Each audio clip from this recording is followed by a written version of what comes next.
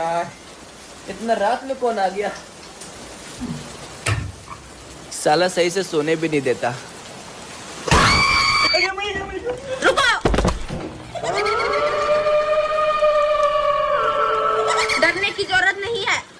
अरे तुम चुड़ैल हो चुड़ैल, डर तो लगेगा ही। मैं तुमको यहाँ डराने नहीं आई हूँ। तो फिर यहाँ क्यों आई है?